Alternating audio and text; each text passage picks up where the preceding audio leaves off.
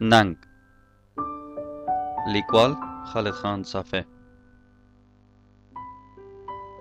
میوند خپل پلار میرویس خان لرې په پټو کې ولید چې لګیا و شوتل یې ریبل او شاته کمیس یې ټول په خولو لوند و. ژر دیوال ته نږدې شو او په منډه منډه کور ته ننوت. میوند 15 کلن و. 15 خویندې درلودې چې ټولې ترېنه کشرې وې. 3 یې پلار ورکړې وې او 2 کشرۍ، یوه یې ښاپیرۍ چې د 3 کلونو وه او بله یې خارو چې د 4 میاشتو وه، لا تر اوسه د کوم چا په نامه نه وي. یوه خور یې ګلدسته لګیا وه، په تنور کې یې ډوډۍ پخولې. ګلدانې انګړ جارو کاوه، بله یې ګلغوټۍ یو تور دیګ ته ناسته وه، په شګو یې وینځو. مور یې درخانۍ د دالان سیوري ته په کټ کې ناسته وه او خارو ته یې شیدې ورکولې. ته بنده که دا جارو دی؟ میوند په ګلدانۍ چیغه کړه او خپل لاس یې وښوراوه چې له ځان څخه دوړې وشړي. خور یې جارو بنده کړه او په خپل ځای کې نیغه ودرېده. راغلې، درخانۍ ورته په تریو چورلي او د لاس په اشارې سره وویل. په کور کې خو یوه شیبه هم کېناستل خوند نه درکوي. سهار چای لا تیار نه وي چې د هغه بې کوره لوچکانو پسې ورک شي.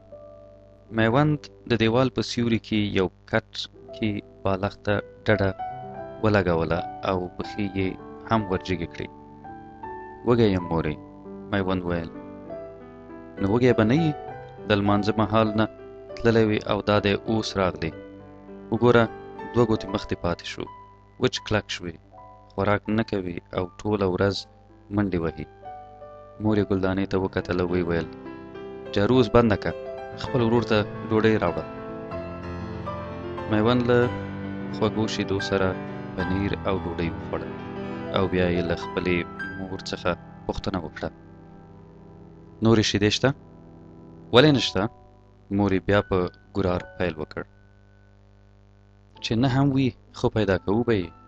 ستا چرګ ته چې شیدې ونه ساتو بیا خو قیامت راښکته کوي. موږ ټولو او پلار دې چې اوس هم لګیا دی کار کوي، د شنې چایو سره ډوډۍ خوړلې ده، خو ستا د چرګ لپاره مو شیدې ساتلې دي. ګلدانې منډه که شیدې راوړه، میوند خپلې خور ته وویل. ګلدستې د تناره پر سر پر خپل په خولو لوند تندي باندې خپله مټه تېره کړه او ویې ویل، لالا په شیدو کې مې ډوډۍ هم ماته کړې ده. میوند مسکی شو او ویې ویل، آفرین، ښه دې کړي. ګلدسته خوشحاله شوه او په ښي لاس یې له تناره څخه ډوډۍ راوویسته. ګلدانې سم د واره د شیدو او ډوډۍ کاسه خپل لالا ته راوړه. میوند له کاسې سره د هغه لویې مرغانچې خواته ولاړ چې میوند د خپلو چرګانو لپاره جوړه کړې وه. په مرغانچه کې اوس یوازې یو سپین کولنګي چرګ چې اوږدې او غوښنې پونډۍ یې درلودې او غړۍ یې دنګه وه ښکته پورته تلو. میوند د دې چرګ نوم برید ایښی و. برید نږدې څه د پاسه د 3 میاشتو او میوند له کله نه چې چورګوړی و ساتلی و.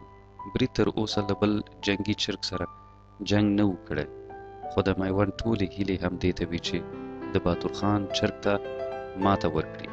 برید چې د میوند په لاس کې کاسه ولیده را وپارېد. در واخله، دا دی تا ته مې راوړي، واخله، میوند وویل او کاسه یې مرغانچې ته د کوچنۍ دروازې له لارې دننه ورتېره کړه. چرګ په بیړه په کاسه کې په ټونګو وهلو پیل وکړ. د کور دروازه پرانیستل شوه او میرویس خان پکې راڅرګند شو. سم د واره یې سترګې په میوند ولګېدې. میوند په خپل ځای کې راټول شو. د میرویس خان لستوڼي بډ وهل شوي وو. په لمر کې تور شوی مخ او ټټر یې خوله خوله وو. میرویس خان نیغ د خپلې ښځې تر څنګ په هغه کټ کې چې میوند ډوډۍ خوړلې وه کېناست. ښځې یې ژر ژر خپله لور په یوه ټوټه کې تاوه کړه او په زانګو کې یې واچوله. په بیره ولاړله. منګي څخه یې په یوه جام کې اوبه واچولې او خپل میړه ته یې راوړې. ټمبل خان خو دې کور ته راغلی دی، میرویس خان وویل او له جام څخه یې ګوټ وکړ. چای درته پخې کړم؟ درخانۍ په ټیټ غږ له میرویس خان څخه پوښتنه وکړه. که ویې کړې خو ښه به وي، میرویس خان وویل. او ګوره رښتیا هیر دې نشي چې جومات ته یو دوه کسان مسافر راغلي دي، عالمان هم دي. د دې ټمبل خان په لاس غرمې ته یو څه خواړه ورولېږه. سمه ده، درخانۍ وویل او وروسته له دې چې میرویس خان اوبه وڅښلې جام یې ترېنه واخیست او لاړه. درخانۍ په یوه لوی تور چایبر کې اوبه واچولې او د نغري په لور ولاړه چې میرویس خان بیا پیل وکړ. هغه خو سر یې نه دی شیر عالم خان؟ هغه ماته پرون ویل چې ننګور دی د کوره که. ښه نو هغه راته وایي چې واده وکړه او دلته دا ټمبل خان ټک کار خو کولی نشي او د پاسه بیا ټوله ورځ د لوچکیو پسې ورک وي. له ماسپښین څخه لږ مخکې میوند له خپل کوره ووت. په لاس کې یې دسترخوان کې تاو د تناره 4 ډوډۍ وې. د پاسه پرې په یوه کاسه کې سابه وو، هګۍ پرتې وې او ورسره یو سپین کړی غوټه پیاز هم و. سمندر خان یې له باتور خان سره ولید چې د ونې سیوري ته ناست و. خبرې یې کولې. څنګ ته یې ورغی. باتور خان بیا هماغه شان مغروره خندا کوله کومې چې د میوند کرکه راپاروله. یوه شیبه له دوی سره له خبرو وروسته میوند وویل: راځئ چې تر جوماته پورې ولاړ شو. هلته څه مسافر راغلي دي، زه به ورته دا ډوډۍ ورکړم. درې واړه روان شول. په جومات کې لږه تیاره وه او په پیل کې خو دوی ته څه ښکاره هم نه شول. ورو ورو چې سترګې یې له تیارو سره بلدې شوې، په جومات کې یې 4 کسان ولیدل. 2 تنه مسافر ول چې له څېرو نه د 25 او 30 ترمنځ ښکارېدل. د دواړو سپینې جامې وې او ښکلې پګړۍ یې په سر وې چې د یوې پګړۍ سپینه وه او د بل توره. د دواړو له ګیرو ښکارېدل چې هیڅکله خریل شوي نه وې. یو یې آرام ناست و او په سنجیده توګه یې فرش ته کتل او بل یې په ټیټ غږ لګیا و هغه 2 ځوانانو ته چې مخکې یې ناست و څه ویل. ځوانان هم لاس په نامه ټیټ سر په خورا احترام ناست و او خبرې یې اورېدلې. میوند او ملګري یې په دروازه کې غلي ودرېدل. ځوان عالم خبرې بندې کړې او کرار یې وویل: راځئ راننوځئ. ستړي مشي آرامه وه، خو مسافرو هر یو داسې په غېږ کې ټینګ ونیول لکه ډېر خواږه یاران چې وي.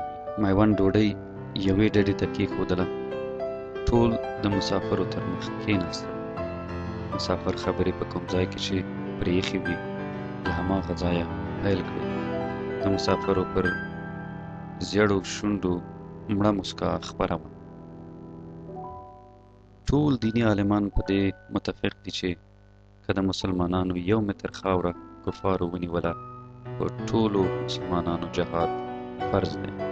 خدای تعالی خپل دین بل چاته ولې نه ورکوي؟ عیسایانو ته، یهودانو ته، هندوانو ته چې موږ ته یې راکړ.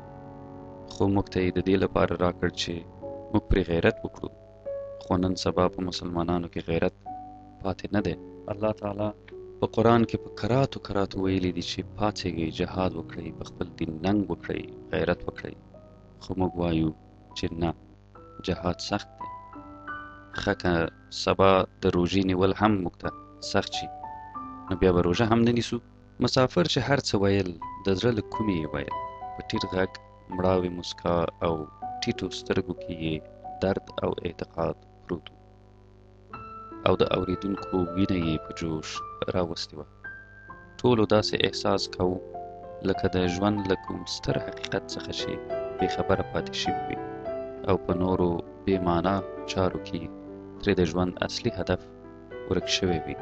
له خجالت څخه ورته ځانونه سپک ښکارېدل.